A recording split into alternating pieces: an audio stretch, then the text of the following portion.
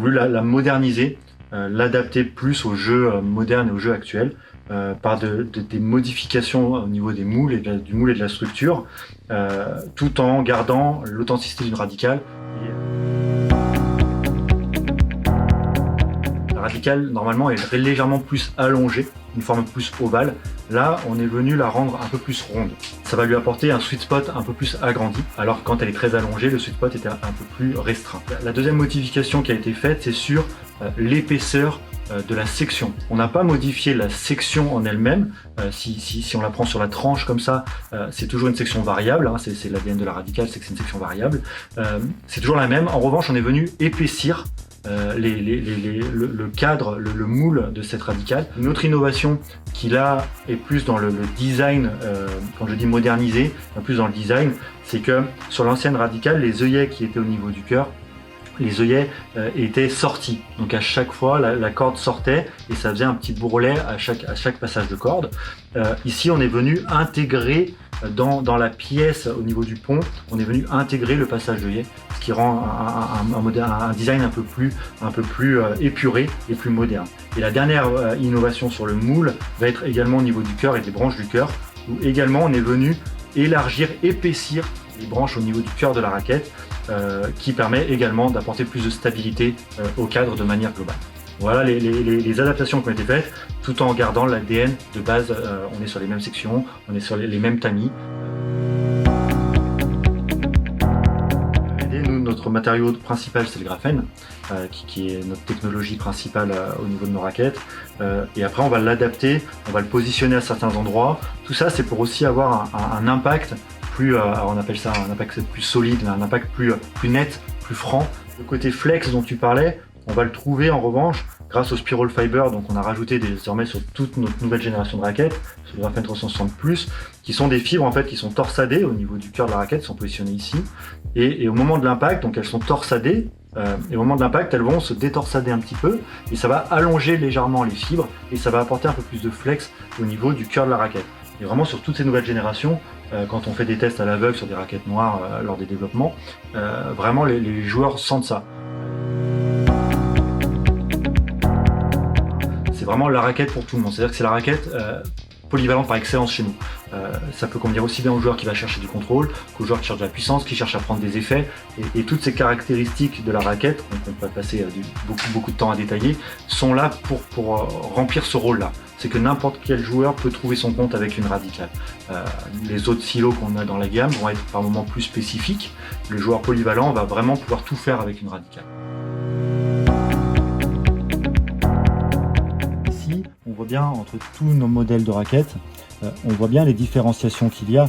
Et si on prend Gravity et Radical, on voit bien l'épaisseur au niveau là c'est une coupe au niveau du cadre de la raquette, et on voit bien ici qu'on va avoir une section qui va être très fine, qui va apporter du coup plus de flex et plus de contrôle, mais plus de souplesse aussi.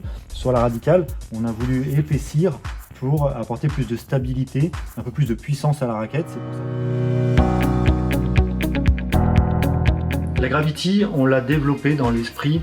Déjà, c'est une raquette qui est beaucoup plus fine en termes de section, qui va être plus fine, qui va être un peu plus souple également, et qui a un tamis qui va être en forme plus goutte d'eau. Et cette forme plus goutte d'eau, on l'a voulu pour décaler le sweet spot vers le haut, puisqu'on voulait une raquette contrôle, mais en même temps tolérante. Et qui décalait la zone de frappe idéale plus vers le haut de la raquette pour ce type de joueur, comme peut l'être un Sasha Zverev. Et là, on est très axé contrôle-tolérance. Et on va être un peu moins axé puissance, un peu moins axé prise d'effet. Alors qu'avec ce moule-là, où on épaissit un peu par rapport à une Gravity, on va épaissir les branches, on va modifier un peu le plan de cordage aussi, la forme est plus ronde, donc on va avoir une largeur plus épaisse ici, les cordes vont plus bouger pour avoir plus de prise d'effet. Voilà, on va remplir plus de caractéristiques grâce à cette raquette. En revanche, le joueur qui veut vraiment beaucoup de contrôle et avoir un peu plus de tolérance, parce qu'il va mettre beaucoup de vitesse dans sa frappe, et par moment il va frapper un peu plus vers le haut de la raquette, ça va plus être une Gravity. Et là, s'il frappe plus haut avec cette raquette là, ce sera un peu moins performant. Alors chez chez nous, les modèles MP sont les modèles vraiment historiques, hein, c'est les modèles phares chez nous du compétiteur.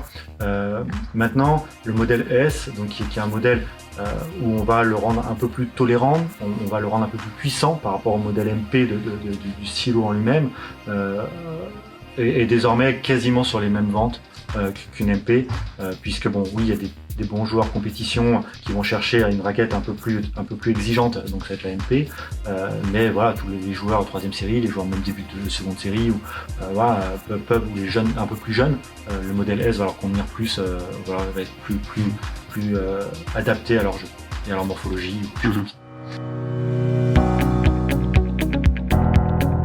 Nos designers travaillent sur des planches tendances, vont voir d'autres industries, dans le sport, mais dans d'autres types d'industries aussi, et voient ce qui se passe au niveau design. Et le design va de plus en plus vers des choses épurées qui représentent la marque.